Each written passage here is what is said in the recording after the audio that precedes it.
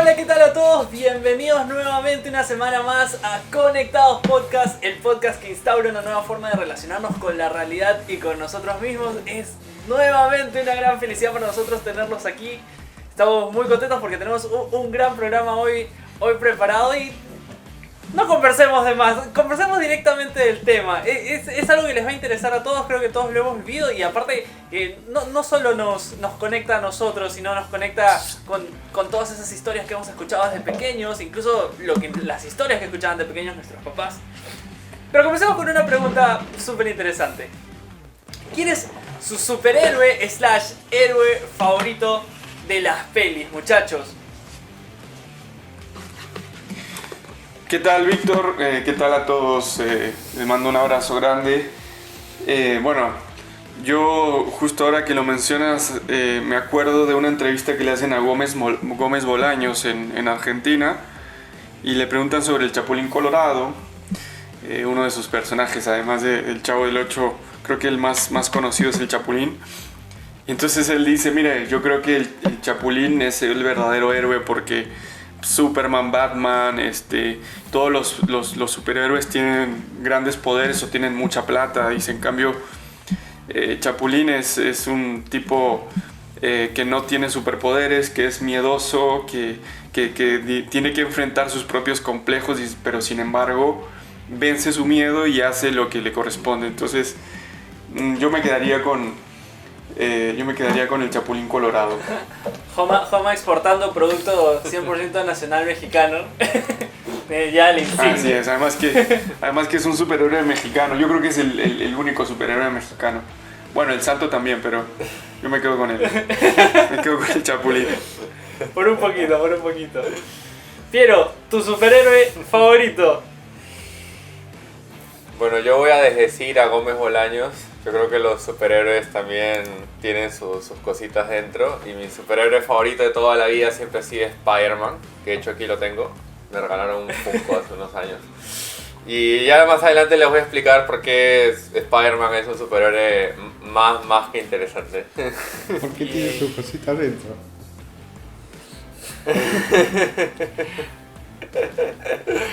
Bueno, para mí uno de mis héroes favoritos es Frodo. Siempre me he identificado con él por esa fragilidad, pero esa capacidad de poder llevar su misión hasta el final, ¿no? De hecho, siempre porto acá el anillo, como haciéndome recordar que no importa que no tengamos tantas habilidades, sino que lo importante es estar obsesionado, fijo en una misión, ¿no? Claro. Frodo. Hay uno que otro fan que le discutiría la disputa con Sam, otro personaje súper interesante ahí en la saga. Yo tengo un superhéroe, les debo confesar, no soy muy cinéfilo, ni tampoco soy súper fan del MCU, pero hay un personaje que a mí me parece súper interesante en el desarrollo que le dan a todo el personaje, toda la trama, y creo que hay un valor súper importante, y es que a mí me gusta mucho el Capitán América, especialmente dentro de la trama que le desarrollan en el MCU, porque la justificación del personaje desde el inicio está en que la mayor virtud, el mayor valor del Capitán América no estuvo en sus poderes y que eran inherentes a él tampoco, sino que lo que lo hizo primero Capitán América es que, número uno, su valentía, y número dos, su liderazgo, ¿no? Es un tipo que tenía los superpoderes dentro, primero inscritos en él, ese superpoder de la valentía, ese superpoder del liderazgo, y a través de eso es que a él efectivamente lo seleccionan como el tipo que debía ser el Capitán América, y ya después lo pichicatean, ya le ponen, lo inyectan, ya lo ponen así fuertazo. Pero todas esas cualidades, esos superhéroes entre comillas, esas super cualidades que le ponen después, entran en valor porque él primero ya era un tipo valeroso, ya era un tipo que tenía virtudes dentro de sí, ¿no? Entonces ese es un personaje que a mí me encanta a lo largo de siempre sensato a lo largo de todas de todas las pelis, y aparte que el cierre del personaje es espectacular, ¿no? Es un tipo sencillo que por el bien de las cosas siempre renunció a lo que tenía que renunciar, y no sé, a mí me encanta el personaje, Bueno, esos son nuestros héroes favoritos. Ustedes aquí en los comentarios nos pueden dejar cuál es su superhéroe favorito también, los vamos a estar leyendo. Pero ¿a qué va toda esta pregunta? ¿Qué tiene en común Capitán América con Spidey? ¿Y qué tiene en común Capitán América con el Chapulín Colorado? ¿Qué tiene en común con Frodo? ¿Qué tiene en común con Sam? ¿Qué tiene en común todos estos personajes? Es una pregunta interesante, pero que definitivamente a lo largo de toda la historia hemos visto de que siempre ha habido personajes héroes. Ha sido como que parte de la infancia, pero no solo nuestra, sino la infancia de nuestros antepasados en 1200, en los 200 antes de Cristo. Siempre se hablaron de mitologías, siempre se hablaron de superhéroes, de gente que vence todas sus capacidades y hasta se enfrenta con dioses. Entonces, vamos a ver qué tienen en común todos estos personajes. Y aparte yo sé que este capítulo le va a gustar muchísimo a la gente que le encanta el arte, los artistas, aquel que de repente le gusta escribir un guión o que alguna vez soñó con estar en Hollywood. Aquí te vamos a dar los tips para que crees tu propia historia y puedas llevarlo allá a Hollywood y seas tú la estrella. Entonces, la pregunta es, hoy día vamos a hablar, no tanto la pregunta, ¿qué vamos a hablar hoy día sobre el camino del héroe? Por favor, Joma. Sí, bueno, antes que nada vale la pena una aclaración sobre qué es este camino del héroe.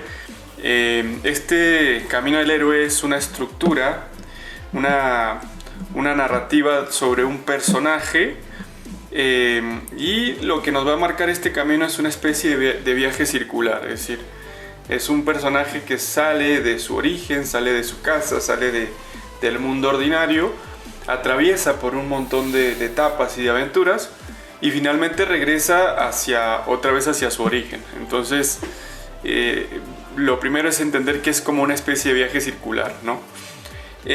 Importante también entender que el creador de esta estructura, en todo caso el que descubre que esta estructura está metida en muchas culturas y en muchas épocas, es Joseph Campbell. Joseph Campbell es un estudioso de mitología comparada, es un investigador norteamericano y descubre, como les decía, que este monomito, este mito de este personaje está desde culturas tan antiguas, sobre todo vamos a anclarnos en los griegos, y un ejemplo claro es el viaje de Ulises, ¿no? Si hacemos memoria, Ulises es ese personaje que es llamado a ir a Troya, que al principio no quiere y que termina yendo, y al final él justamente es el que diseña el caballo, y con eso los griegos pueden entrar a Troya, que parecía imposible. Y después también tenemos, sobre todo, la historia es el viaje de regreso. Ulises, que quiere volver hacia Ítaca porque está su mujer, está su hijo, está el lugar donde pertenece, y en ese regreso encuentra un montón de tentaciones, un montón de aventuras, enemigos, aliados y demás. Entonces, bueno, básicamente esa es la idea central.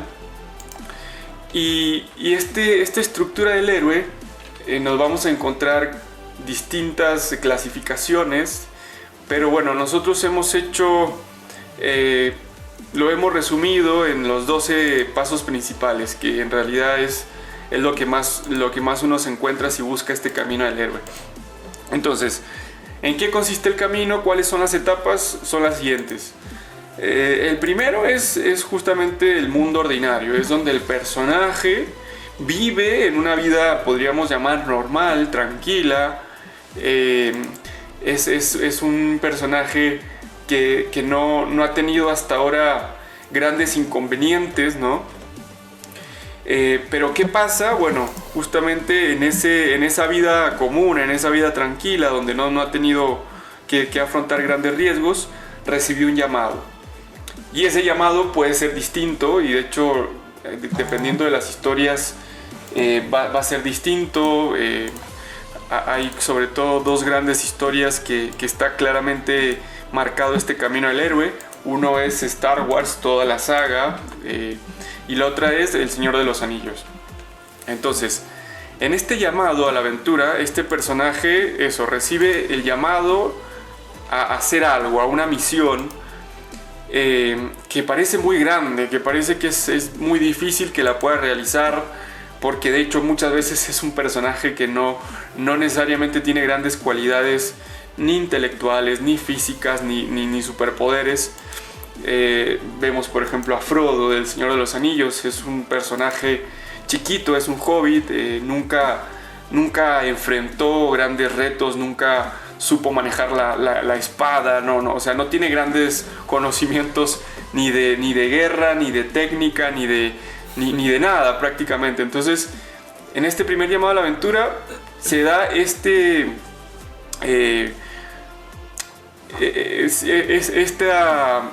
mensaje al personaje, y como se siente indigno o se siente incapaz, posteriormente hay como un rechazo, ¿no? Ese rechazo puede ser muy directo, puede ser indirecto, dependiendo también de la historia.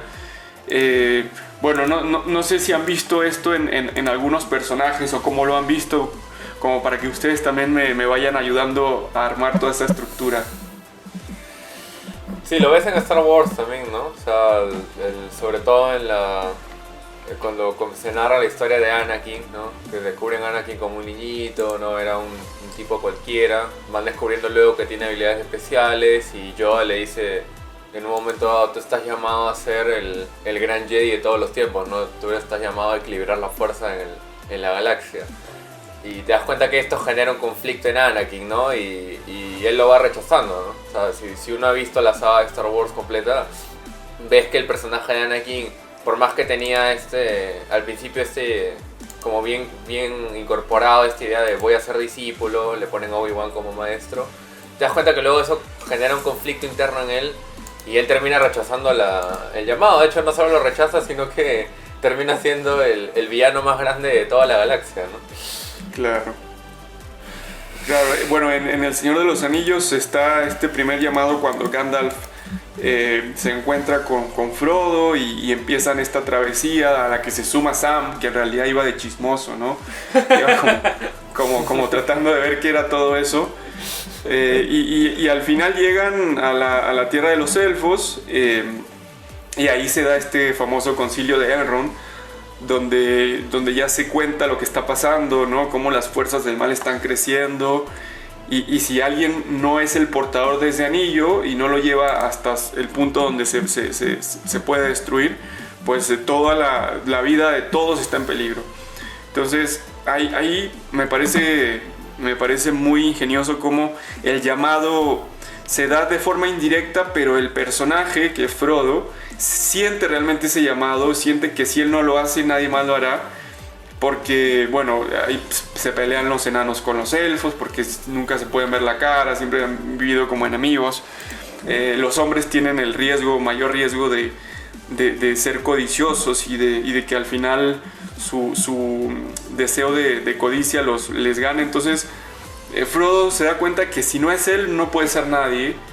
Y cuando él decide hacerlo, ahí todos justamente le dicen: yo te voy a ayudar, yo voy a dar la vida por ti. Entonces me parece genial cómo se da este llamado en Frodo. Entiende, como tú mismo lo dices, no es directo, pero entiende claramente su posición, ¿no? A pesar que el llamado había sido lanzado para todos en ese lugar, el único que claramente sabe que eso que se está pidiendo es para él, es Frodo, ¿no? Los demás sueltan un poco, ¿no? Aparte Claro. creo que asume una misión sin tener conciencia mucho de lo que es, ¿no?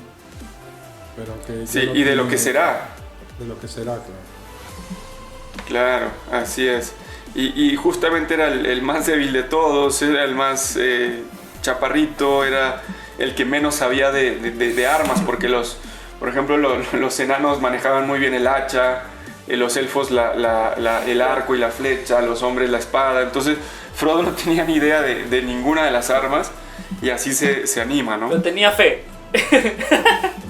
Pero tenía fe, tenía como esa La fe es lo más lindo. esa conciencia, esa fe de que las cosas se iban a dar.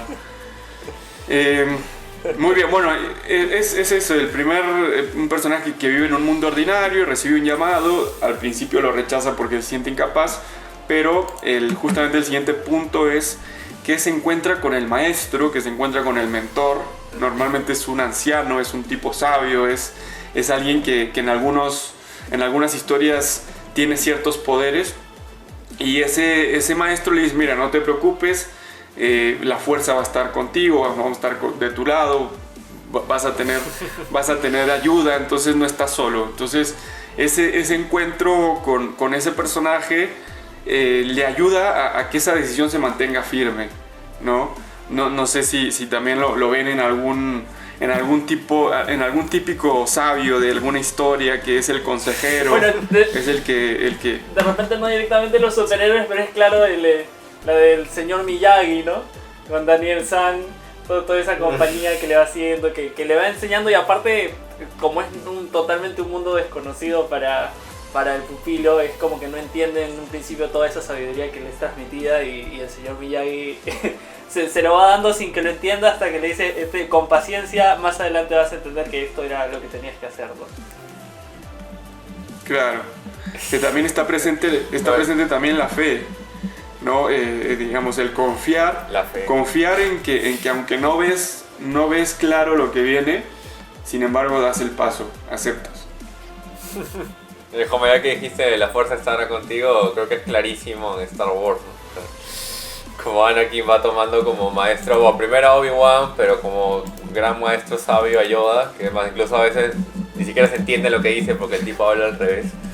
Pero él, o sea, se entiende en la película clarísimo que toda la gran sabiduría de los Jedi proviene de él, ¿no? O sea, él es el que lidera todo el consejo de Jedi, ¿no? Y Anakin tiene a él como gran referente. Claro, exacto. Bueno, y así y conectados aquí tiene caminos. a su cabello blanco, barba blanca, Mac, ¿no? Aquí también tenemos a nuestro mago, ¿no? Claro. Nuestro sensei. O sea, claro, consejo de la sabiduría. Ojo que un buen sensei siempre tiene que ser oriental, así que hemos buscado el personaje perfecto en Mac. Claro. Barbón, y ahí está Yuri. Ahí está Yuri también.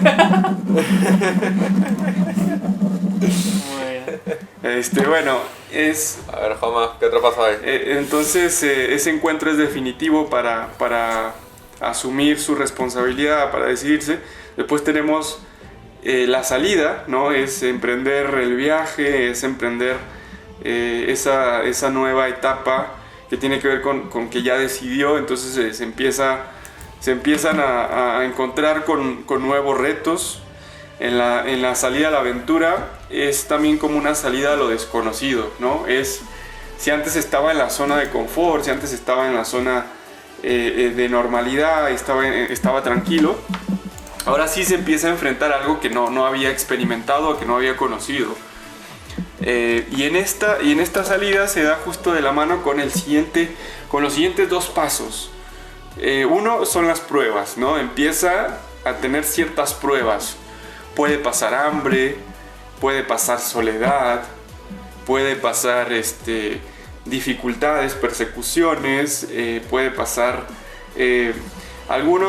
vivir algunos sentimientos y algunas experiencias que no había vivido porque justamente estaba tranquilo, y que todo esto le empieza a marcar que esta nueva etapa que ya decidió, pues no va a ser fácil, sino que va a ser justamente llena de peligros. Pero también, y esto lo describe muy bien Joseph Campbell, en estas pruebas empieza a descubrir quiénes son los amigos, quiénes son los compañeros, quiénes son los aliados que le van a ayudar a esta misión. Entonces, a pesar de que vienen todas estas pruebas, no está solo. También comienza a descubrir que justamente en esta situación de reto, de peligro, empieza a descubrir que tiene ciertas habilidades que, como nunca había necesitado usarlas, o siempre estuvo tranquilo, no las había descubierto. Y esto me parece súper interesante y es algo muy humano, que solamente cuando estamos en esas situaciones de aventura, cuando enfrentamos un nuevo reto, cuando tenemos otra meta superior a la que teníamos, ahí recién nos damos cuenta que en realidad tenemos capacidades y al descubrir estas capacidades también nos llena de autoestima, ¿no? Porque decimos, mira, lo superé, estuvo muy difícil, pero lo superé, pude vencer este peligro, pude vencer esta tentación. Entonces me parece genial cómo estos primeros retos también son momentos de crecimiento, ¿no? No sé si lo ven en alguna historia, en algún personaje. Mira, yo te voy a tirar una que ya no va a ser Star Wars ni Señor de los Anillos.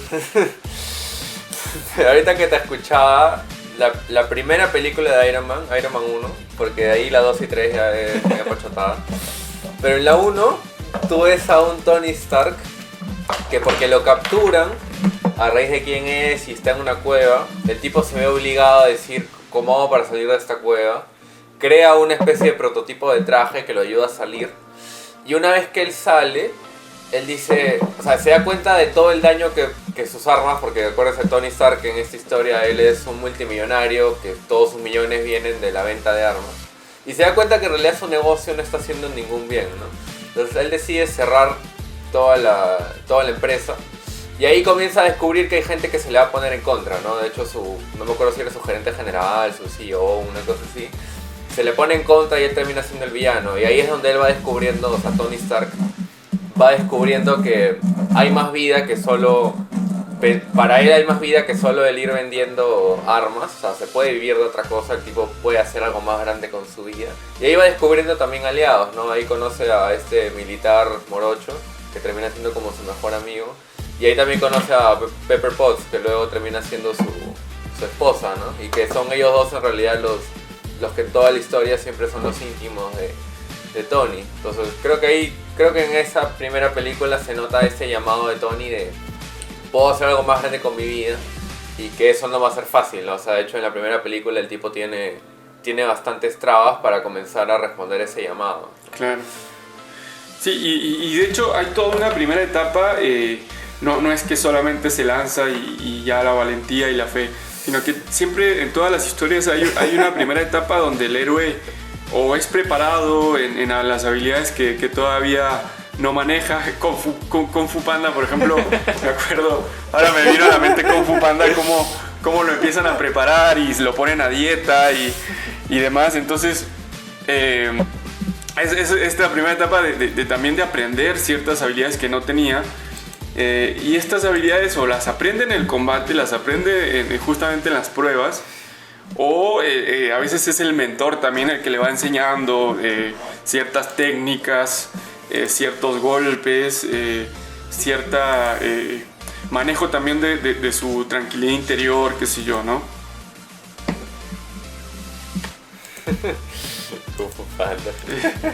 No, de hecho yo siempre trabajaba el camino del héroe y siempre les pedía a las alumnas que me crearan me hicieran dos grandes caminos del héroe. Y uno era que tenían que tomar una película, pero no de las que habíamos visto, porque claro, yo siempre les decía El Señor de los Anillos, Star Wars, sino que ellas pensaran en una película distinta, en una historia distinta. Y dentro de las historias que me venían era Kung Fu Panda, en donde mostraban todos los pasos que había dado Kung Fu Panda, Moana y un montón de historias que yo no tenía ni idea.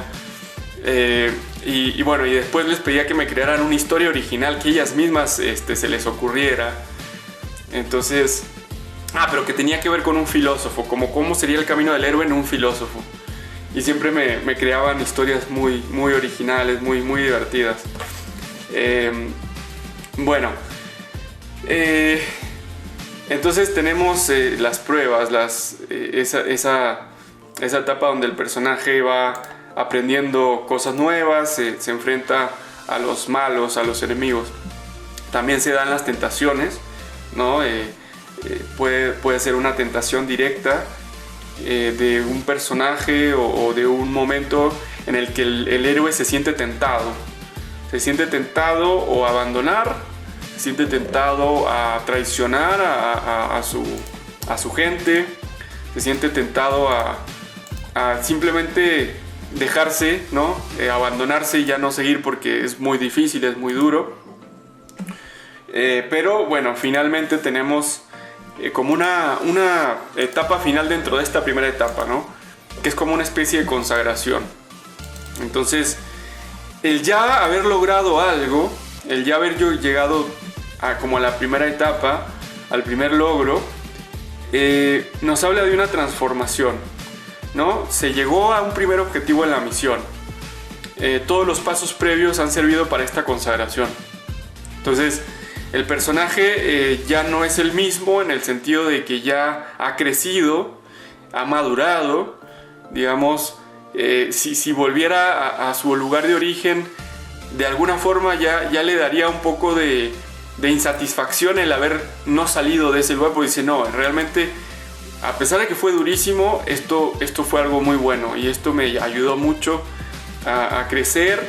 Entonces es como el héroe tiene una primera consagración, un primer momento de triunfo.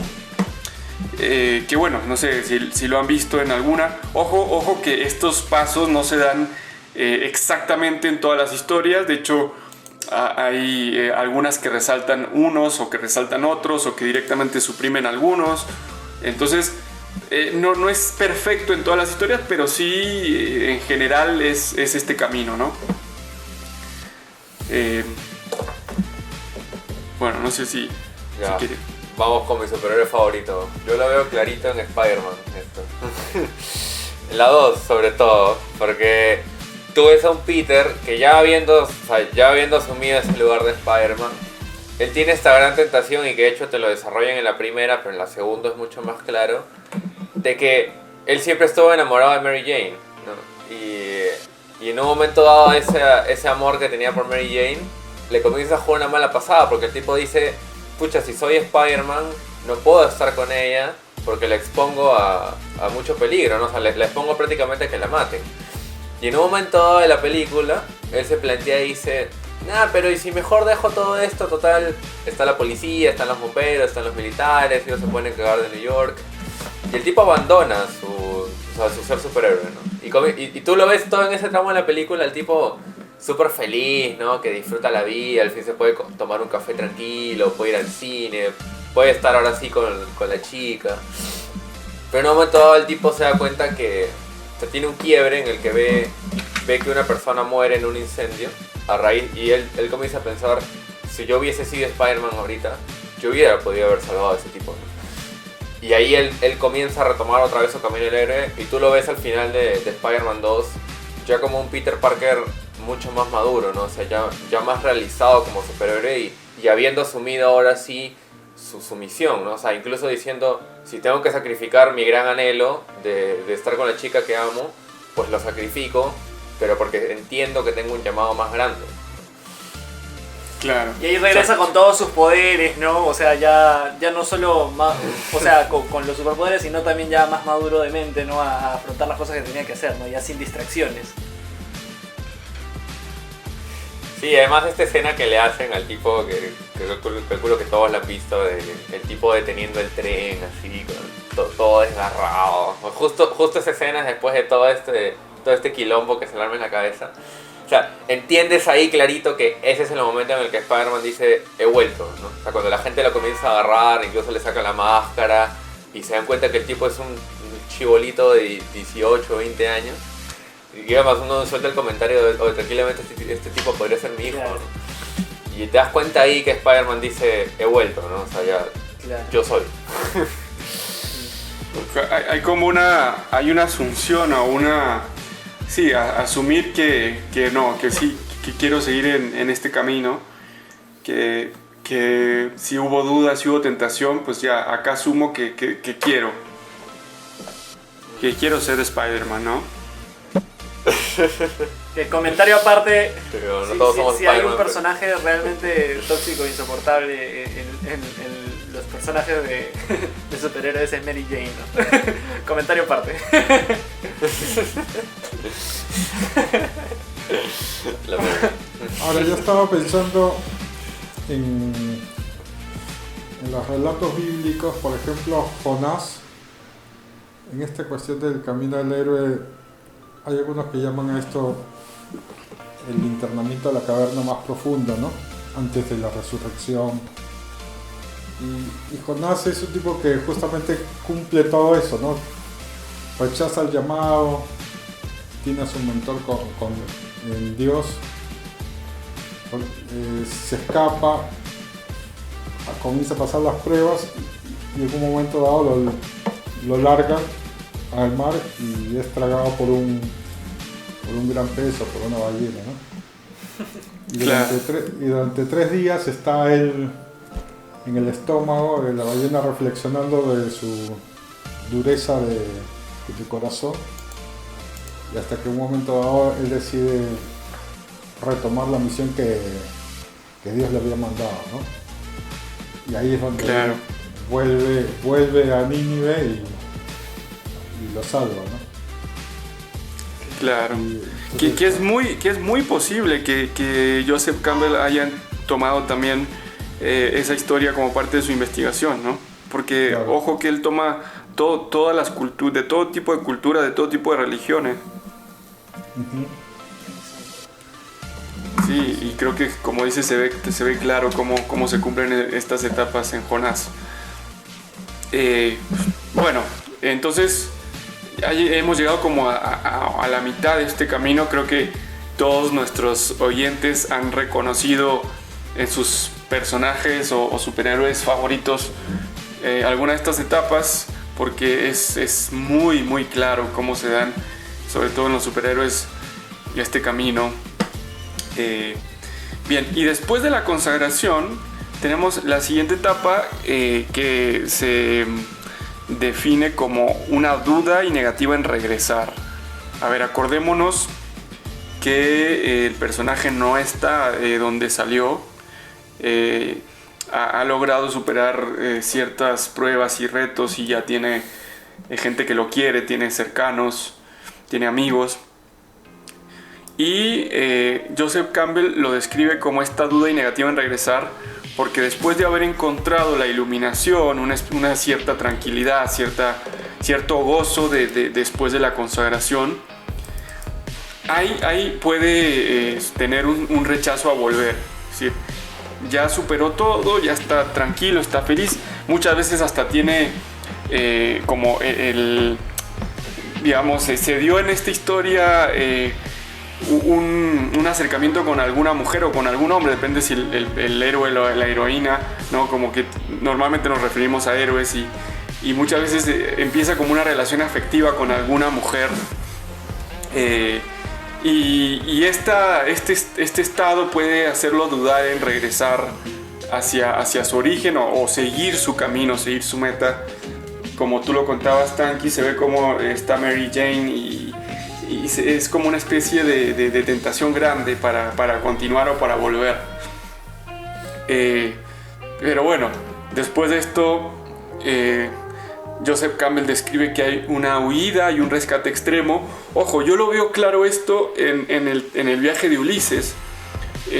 Ulises llega a varias islas antes de llegar a Ítaca, y en esas islas hay princesas, hay ciertas magas, Calipso y no me acuerdo cómo se llama otra, que lo tientan para que no vuelva, y son mujeres físicamente muy guapas, donde le proponen. Son sirenas, ¿no? Sí, hay sirenas, pero también está una isla donde hay una especie de reina, Calipso, pero digamos, y le prometen que si se queda le van a dar eternidad y le van a dar placeres infinitos.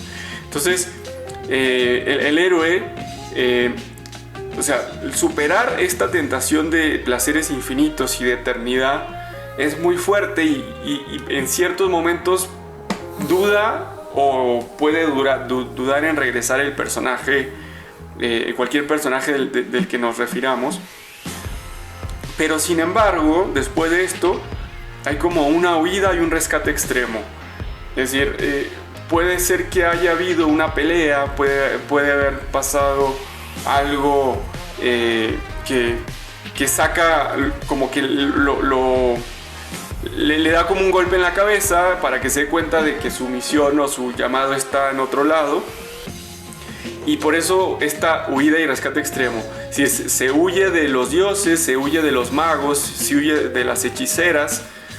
Pero otra vez nos encontramos otra nueva etapa de peligros. Porque al huir hay muchos que lo quieren, que quieren que no se vaya, o que lo persiguen, o que lo van a esperar con más con más enemigos y demás. Entonces en esta huida también otra vez va a encontrarse con asistentes, con salvadores, con personajes que le van a ayudar para que lo pueda lograr. Por ejemplo, acá está claro cómo cuando Sam y Frodo están ya prácticamente desvanecidos, cuando parece que todo está perdido, hay un bando muy grande creo que son hombres, ¿no? Que ayudan para poder vencer a los orcos y a todos los personajes que estaban tratando de destruir el mundo, ¿no? Entonces, otra vez, esta idea de rescate y de que los amigos, a veces los que no teníamos en cuenta, nos ayudan para seguir en la misión. Y para recordarnos siempre, o sea, en esta etapa del mito, siempre recordarle al héroe de dónde es, ¿no? A dónde pertenece. No es allá, no es donde solo te gusta, sino que hay un lugar al que te corresponde, y muchas veces implica ese un regreso al lugar inicial. Exacto. Y que también se ve claro en Sam, ¿no? Porque al final esa huida o rescate extremo la hace Sam cuando ya Frodo está totalmente debilitado, y el que saca la fuerza es Sam, lo carga y lo termina llevando ya cuando Frodo ya no daba, ¿no? Claro. Y ahí en esa escena le recuerda, ¿no? Le dice, algún día contaremos esto, pero, o sea, le recuerda que deben regresar, deben terminar la misión y regresar también al lugar donde pertenecen, ¿no? Algún día hablaremos de esto, le dice, algún día hablaremos de esto, o contarán sobre nosotros esas historias que cuentan sobre los héroes, ¿no? Exacto, y ese discurso de Sam que es genial, ¿no? Si algún día... Esa idea de que por más que parezca imposible, siempre vale la pena luchar por el bien. Si algún día tienen un bajón, ahí nuestro buen speaker y amigo Sam les puede recordar a dónde pertenecemos, ¿no? No, además, les tiro una, yo tengo un vecino acá que son de Texas los dos, y él conquistó a ella justamente con ese discurso de Sam. O sea, el momento clave, el momento de consagración de su noviazgo, bueno, creo que todavía no eran novios, fue cuando le declama ese discurso, y ahí ella cuenta que se enamora profundamente de él bueno, además ya le gustaba desde siempre El Señor de los Anillos, ¿no? Pero si le gusta El Señor de los Anillos, ahí es. Ahí tienen una ganadora. Claro, no, esa es. claro. No te muevas de ahí, Este es esa el es. maestro de dos mundos. Así es. Y bueno, creo que seguimos con estas etapas, ya solamente nos quedan dos. Una vez que el personaje logra salir de ahí, llega finalmente al objetivo. El objetivo es, siempre desde el inicio fue duro, fue difícil, finalmente llega, y cuando llega, Campbell lo describe como que se convierte en maestro de dos mundos. ¿Por qué maestro de dos mundos? Porque bueno, el tipo ahora posee la sabiduría, y es una sabiduría que tiene que ver con todo aquello que vivió. Es decir, no puede tener esa sabiduría, no puede dar ese testimonio de vida si no lo vivió, y él ya lo vivió. Entonces el personaje posee este equilibrio entre lo material y lo espiritual. Se siente pleno en ambos mundos, es decir, cuando vuelva a su casa, al mundo ordinario, va a sentirse pleno, y de hecho va a entender mucho más que los habitantes de ese mundo. Es decir, va a entender, por ejemplo, cuál es el verdadero sentido de la vida, dónde está la lucha, porque a lo mejor por ejemplo, Frodo cuando vuelve a la comarca, todos lo ven como alguien normal, pero el tipo salvó al mundo. El tipo dio la vida por salvar a todos los habitantes de Tierra Media y a los orcos, perdón, a los elfos, a los enanos, a los hombres. Y claro, o sea, vuelve como un tipo normal, pero a la vez él se da cuenta que esa vivencia, esa experiencia no la tienen los otros. Entonces ya puede vivir mejor la vida, tanto en el mundo ordinario como en el mundo extraordinario. Entonces, a la vez, también se da algo que está bien marcado en todas las sagas, que es que ahora se vuelve maestro de otros. Es decir, él ya pasó todas esas pruebas y ahora puede enseñarle a otro cómo lograr un objetivo, cómo ser el portador del anillo, cómo finalmente hacer todo ese recorrido, ¿no? Y ahí creo que se puede ver Como en Kung Fu Panda. la relevancia de Frodo frente a Sam, ¿no? Porque Sam, cuando regresa a casarse con Rosita, de hacer su vida ordinaria, y más bien Frodo ya queda marcado para siempre con esa libertad de poder irse a otro mundo, ¿no? Que es donde se va finalmente, ¿no? Claro, esa proceso, libertad para vivir. El proceso que marcó más fue a Frodo, ¿no? Claro. El otro era como el Claro. ayudante y un fiel. Era el Sancho Panza de Frodo, ¿no? Sí. Del Quijote. Claro, exacto. Que hay otra historia, ¿no? El Quijote de la Mancha creo que también sería un tipo de estructura como esta. Era el Robin de Batman, ¿no? Muy superior, por supuesto. Claro.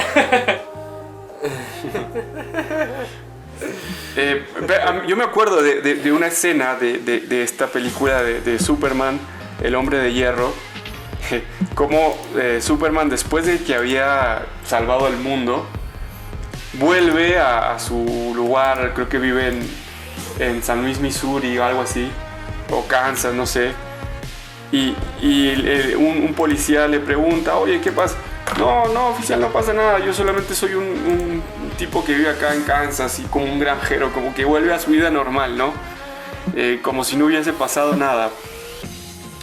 Entonces, es eso, mucha gente, y esto creo que también nos hace pensar que mucha gente ni siquiera se va a dar cuenta de todo lo que uno enfrentó o de todo lo que uno superó.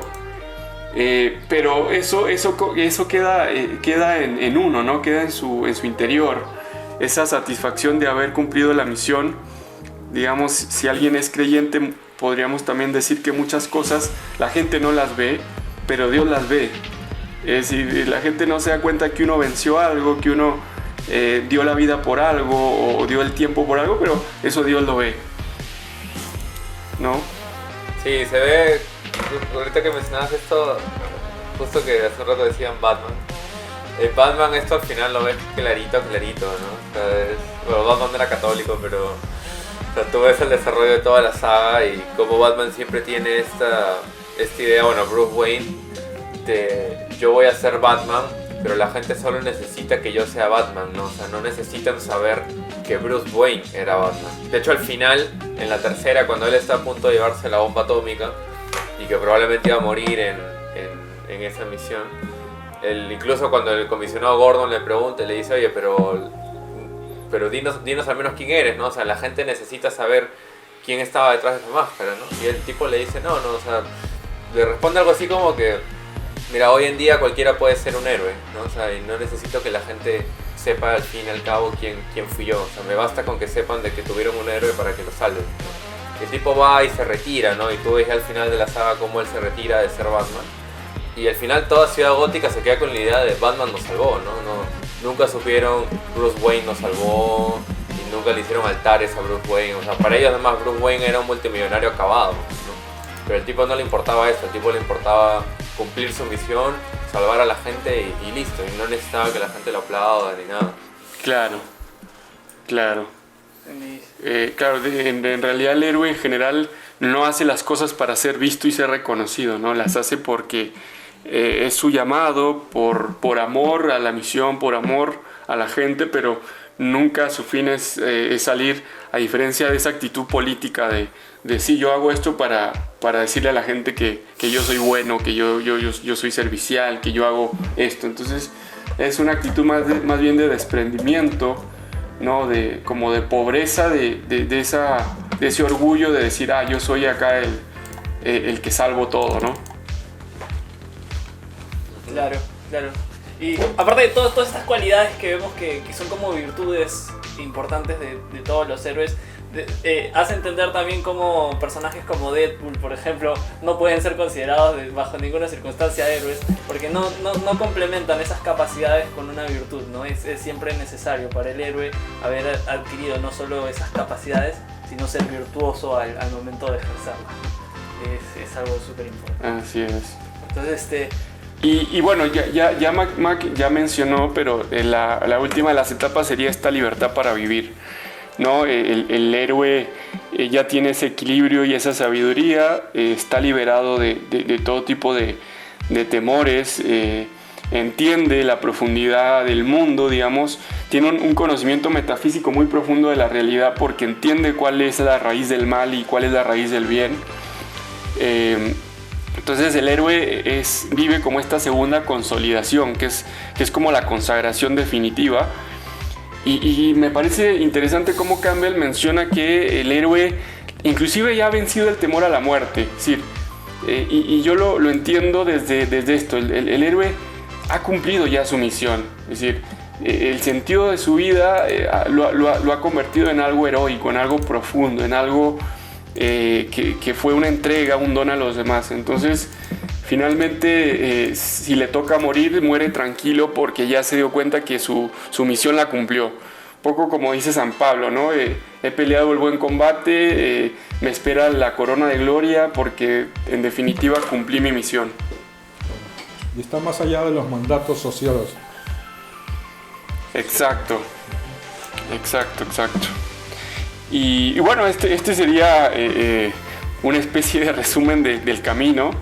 Creo que todos los que nos han seguido hasta acá ya han descubierto personajes o películas que son familiares y han descubierto estos pasos. Y bueno, no sé si a partir de acá, como a mí me pasó un poco, ya las películas de superhéroes les van a parecer un poco más indiferentes porque dice, bueno, pues sí, ya sé lo que va a pasar, ya conozco la estructura, ya más o menos el final, pues no sé si le vamos a quitar la emoción, pero bueno, la idea es sobre todo descubrir que este mito está metido en mucho más de lo que creemos. Exacto, y creo que han quedado súper claros todos estos pasos, así que por ahí si alguien se anima a partir de esto a crear una buena historia, nos la puede pasar, dejar al inbox, la vamos a leer y si tú nos pides las vamos a publicar como una de las grandes obras de nuestros seguidores. Definitivamente es súper chévere a partir de eso poder escribir algo, ¿no? Y dejas esta incógnita de si es que de repente podría ser que ya no le vamos a ver con el mismo ánimo las historias, los superhéroes, si es que de repente ya nos spoileaste el general de las historias, pero si quedan claros ahora los pasos, hay que quedar claro por qué, si siempre la historia va más o menos en el mismo lugar, ¿por qué hay algo que nos conecta tanto, que nos emociona cada vez que vemos esa imagen? ¿Por qué nos emocionamos con el cambio de personaje que va hacia el mismo camino? Pero ¿por qué nos emocionamos tanto con este mismo círculo, ¿no? Carl Jung llega a relacionar, vuelve a tomar este estudio que hace Joseph Campbell y lo relaciona con la psicología humana, y desarrolla cómo es que hay un vínculo tan importante y como tan personal con toda esta historia que no le quita la magia, vamos a decirlo, no se apaga nunca. Volvemos a escucharla cada vez, pero no se apaga nunca. Siempre nos va a emocionar ver a un buen héroe enfrentarse con los dioses, de repente caer, lastimarse y dar la batalla de nuevo. A mí me emociona mucho cuando Capitán América, todo sucio, todo ya a punto de perder la batalla con Thanos, el tipo agarra el martillo y mostrándose digno. Entonces todo esto nos emociona siempre, ¿no? Entonces Jung, que fue un psicólogo muy importante que fue el padre de la psicología analítica, alcanza a relacionar esto con la psicología humana, ¿no? Y él dice que comienza a llamar a esta historia del camino del héroe como un arquetipo que está dentro de la psicología colectiva, que es como un conocimiento que tenemos todos, pero que es inherente a nosotros y que no es que lo vamos aprendiendo en el camino, sino que está inscrito dentro de nosotros. Jung define el arquetipo como una serie de experiencias compartidas de todos los humanos en todas las épocas, en todas las culturas, y que se van recogiendo como una sabiduría ya popular, ¿no? Una sabiduría de todos, esas experiencias que se vivieron siempre, ¿no? Hoy nos enamoramos, pero se enamoraron también hace 200 años, y se enamoraron hace 1400 años, y hace 2500 también. Esa experiencia de superar un miedo lo vivieron los griegos y lo vivimos hoy nosotros. Entonces todas esas experiencias humanas se van recolectando como una sabiduría colectiva en el inconsciente colectivo, ¿no? Entonces eso que está inscrito en nosotros y es con lo que nacemos, al momento de escuchar todas esas historias, entra en valor porque nos hace reconocer cómo nosotros estamos también inscritos dentro de ese consciente colectivo. Le da un sentido particular, ¿no? Entra en valor todas esas experiencias humanas anteriores, entran en valor cuando se hacen totalmente particular, ¿no? Entonces aquí vemos una justificación clara de Jung de cómo es que este camino del héroe, ¿por qué no funciona tan bien, ¿no? ¿Por qué funciona tan bien en Hollywood y por qué funcionó tan bien a nuestros antepasados, ¿no? Entonces es súper interesante este vínculo que se tiene del camino del héroe con la experiencia humana. Y aparte, siempre se van a dar cuenta que así como nosotros hemos escogido personajes diferentes de nuestro superhéroe favorito, es también porque hay ciertos arquetipos con los que nosotros mejor nos podemos identificar, ¿no? Es como que siempre de alguna forma nos vemos representados en esa peli, nos vemos representados en ese héroe. Hay algo de nosotros en ese héroe, lo encontramos, lo dice la tía May. Hay algo de nosotros hay algo de héroe en todos nosotros. Y es que cuando vemos estas pelis, cuando escuchamos estas historias, nos sentimos reconocidos ahí, ¿no? Entonces, por eso funciona también el personaje de Spidey, pero con cierto tipo de personas, ¿no? Porque Spidey es un tipo humilde, es un tipo sencillo, es un chibolo, ¿no? Es un joven que comienza a asumir sus características, o sea, comienza a asumir su misión. Pero también hay otro tipo de personajes, de repente tipos con mayor fortaleza desde el inicio, con un mayor carácter, o más intrépidos desde el inicio, con menos miedos, pero que tienen que vencer otras cosas. Y esa diferencia de personajes también nos permite a cada uno de nosotros tener como que encontrarnos con un héroe distinto, ¿no? Encontrarnos en un héroe distinto. Entonces, para Jung habían 12 arquetipos, de repente los lanzo así como para que tengan la idea, a ver con cuál de ustedes se pueden identificar. Ahí también lo pueden googlear, qué héroes se representan en cada uno de estos arquetipos. El héroe que es como inocente, el tipo normal, un héroe protector, el héroe ingenioso, el héroe explorador, el rebelde, el amante, el mago, el líder, el bufón, el sabio, ¿no? Entonces todas estas cualidades distintas, pero con las que de repente alguno de nosotros se puede hallar mayor conexión con ese tipo de personajes, ¿no?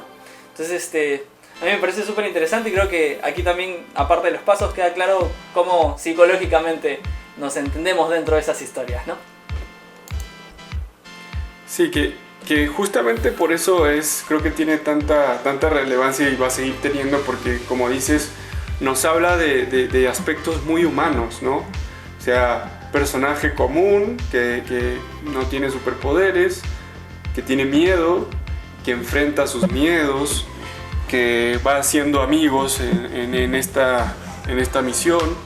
Entonces es como la vida del hombre, ¿no? Es eso, es cualquier persona que ha asumido su vida como una misión, se va a encontrar con un montón de dificultades, y creo que perfectamente la vida de cualquier persona podría ser este camino del héroe.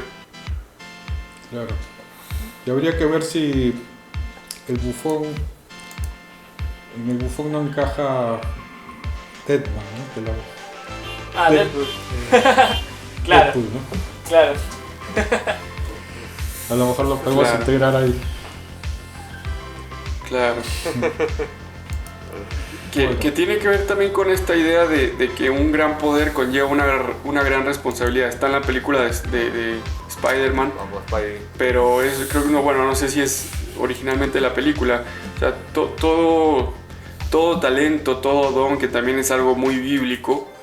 Es decir, los dones son para ponernos al servicio de los demás. Yo no me puedo quedar con los talentos para mí. No me puedo quedar con un poder solamente para mí, sino que es justamente en vistas a lo social, ¿no? Es esta naturaleza social del hombre que lo lleva a buscar esa sociedad, a buscar hacer algo por los demás. Podríamos decir es también caridad, es entregar la propia vida, entregar el tiempo por los otros. Claro. Así es. Dale, Mac. Bueno, entonces creo que tenemos que ir definiendo qué vendría a ser el heroísmo, ¿no? En ese sentido, yo he pensado mucho sobre lo que es el heroísmo. En la RAE, por ejemplo, define héroe como una persona que realiza una acción muy abnegada en beneficio de una causa noble, ¿no?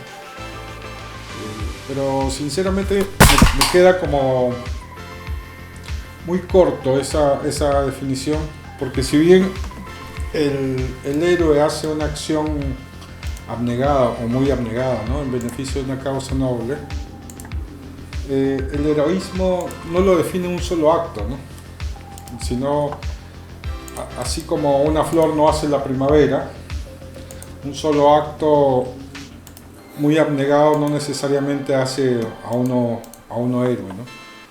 Porque creo que el heroísmo es una virtud, es decir, un hábito que se va forjando de a poco, ¿no?, ganando batallas pequeñas y diarias, ¿no? Entonces, por eso mi definición creo que de heroísmo sería como frente a un llamado que la vida me hace, el heroísmo es cultivar la virtud de llevar las responsabilidades que me compete a este llamado a un grado de excelencia, ¿no? A un grado de excelencia por encima de la vida misma, ¿no? Un clásico, por ejemplo, es el bombero, ¿no?, que pone en riesgo su vida para cumplir con su responsabilidad. Pero, por ejemplo, un bombero cobarde no arriesgaría su vida por vencer un incendio. Pero uno con la virtud de heroísmo sí lo haría, ¿no? ¿Y cuántos casos hemos escuchado de bomberos que han perdido su vida justamente en esa misión, ¿no? Pero creo que, sin embargo, el heroísmo no es una exclusividad solamente para actividades de alto riesgo, sino para todos, ¿no? Una madre o un padre que trabaja y no se permite descuidar el acompañamiento a sus hijos, que duerme menos para poder lograrlo, etcétera, ¿no? Y creo que la vida tal como la conocemos siempre te va a dar la oportunidad de llevar tus actividades a un grado de excelencia, ¿no? Nunca la vida creo que está en una bajada constante, sino que requiere un esfuerzo, como creo que ya veremos más adelante, ¿no? No sé, Víctor, ¿tú qué tienes para comentar? Sí, algo pequeño de repente nada más aquí. Carl Jung, como les digo, volvió a tomar todo este desarrollo del mito y siempre lo trajo nuevamente a la psicología, ¿no? Porque es creo que una pregunta eterna va a ser ¿cómo nos relacionamos todos juntos, ¿no? Hay algo común en la historia, en todos los hombres de la historia que no sabemos a veces muy bien por qué nos junta, ¿no? Jung toma también todo este proceso del heroísmo, del camino del héroe, y lo traslada también a uno mismo y explica que también es algo tan fuerte psicológicamente, hay un arraigo tan fuerte para nosotros con esta historia, porque también representa como el llamado para nosotros mismos, ¿no? O sea, una vez que nosotros vemos en la historia del héroe algo, captamos que nosotros también debemos hacer un proceso como eso, ¿no? O sea, debemos comenzar a caminar, debemos comenzar a buscar el llamado. Si existe ese héroe, ¿cuál sería mi misión? ¿Cuál sería el proceso que yo debo comenzar a cumplir?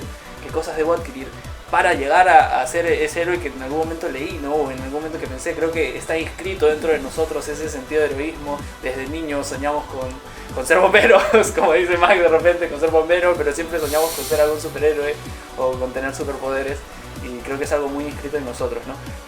Jung específicamente lo describe un poco mejor dentro de todo el proceso que él menciona como proceso de individuación, porque no solo el héroe tiene que adquirir las cualidades, que no es lo importante, sino que lo importante es hacia dónde quiere ir, ¿no?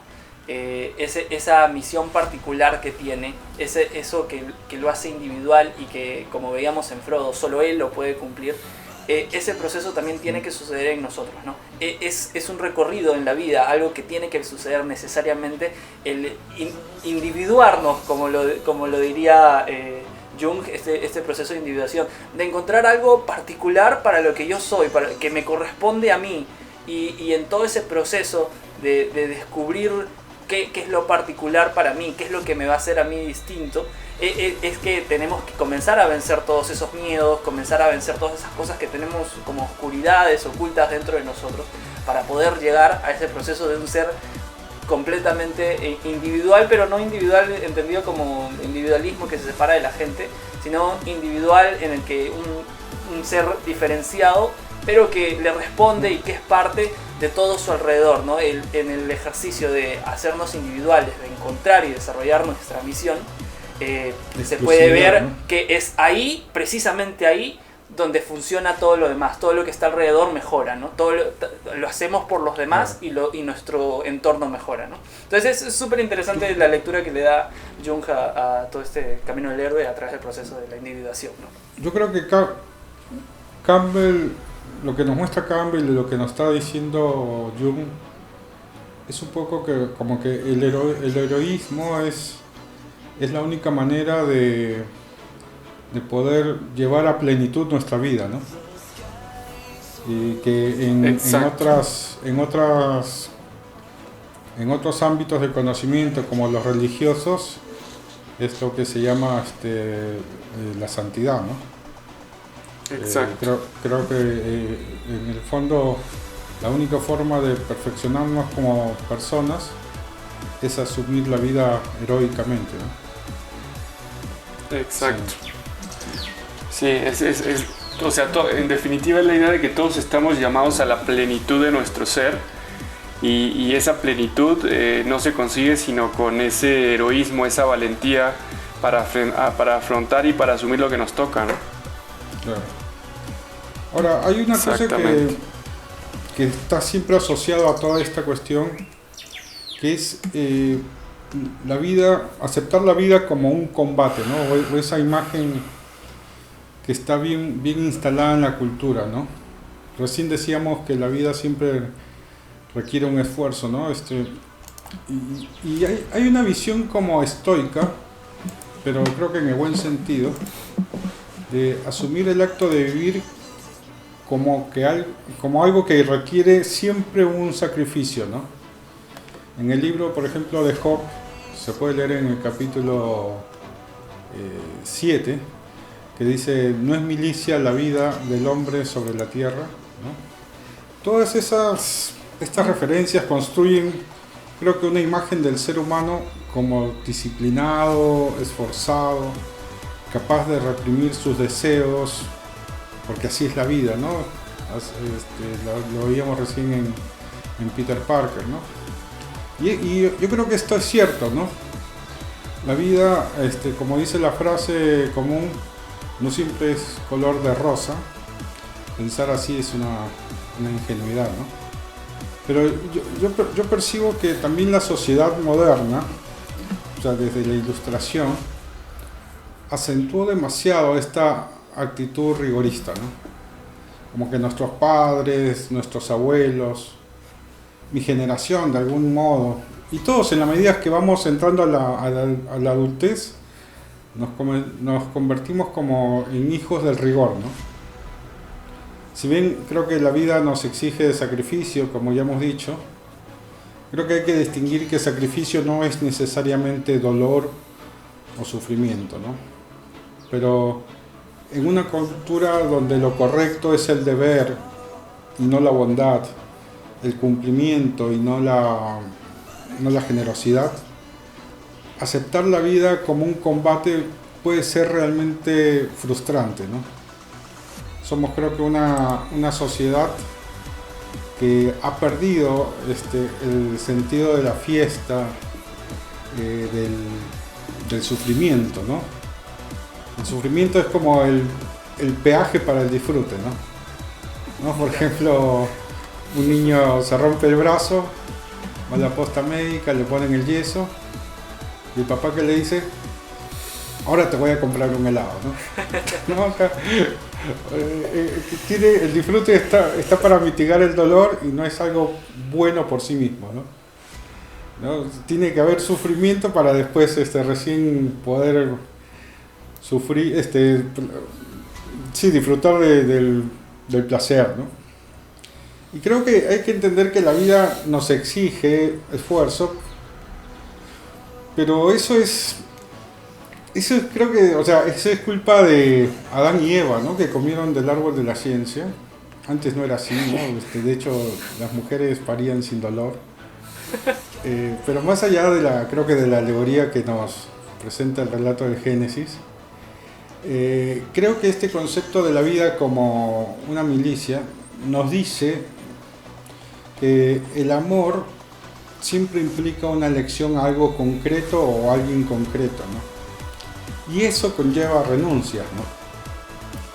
Entonces, las renuncias siempre son sacrificios y que puede pasar por un proceso de dolor, pero no una cosa, no como que la vida es un constante dolor, ¿no? Entonces, y sostener todos nuestros amores nos exige de alguna manera un alto grado de virtud, ¿no? Por eso creo que todo ser humano, para ser pleno, tiene algo de héroe en este sentido, ¿no?